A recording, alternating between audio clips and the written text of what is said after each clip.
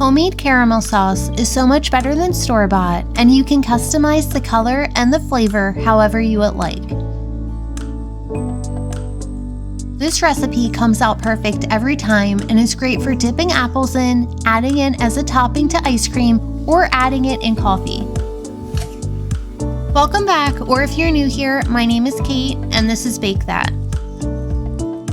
In a medium saucepan, add 1 cup of granulated sugar and 1/4 cup of water.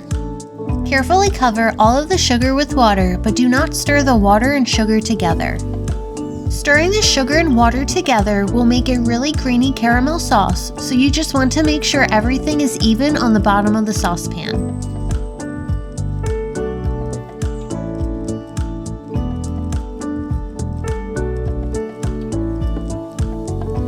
Once all of the sugar is coated with water, turn on the heat to a medium setting.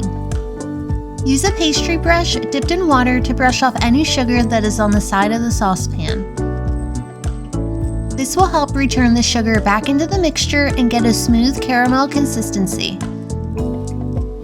The key part to making caramel is not to stir it, making it a very simple recipe.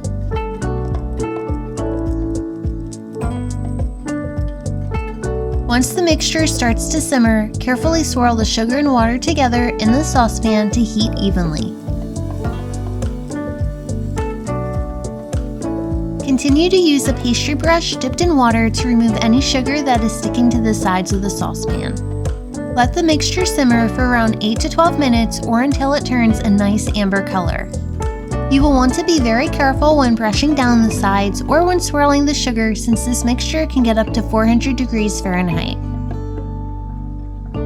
Depending on the color caramel you would like, remove from the heat once it turns a nice amber color, which will make a traditional light caramel sauce, or continue to simmer a little longer if you would like a darker caramel sauce. I am making a traditional caramel sauce, so I will be removing from the heat once it turns to an amber color. Add room temperature heavy cream and use a whisk and stir together until the heavy cream is fully mixed in and the sauce begins to form. Add the diced unsalted room temperature butter and continue stirring until all of the butter is melted and mixed in.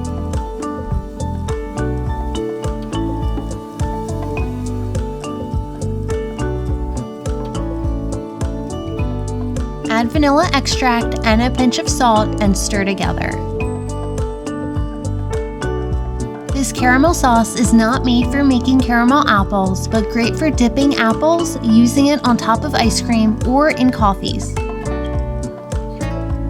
If you would like to use this caramel sauce immediately, add it to a pie pan, which will spread the caramel sauce out and allow for it to cool quickly.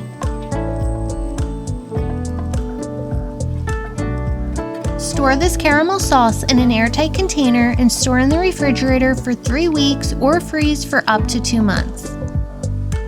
When you would like to use this sauce, bring it back to room temperature.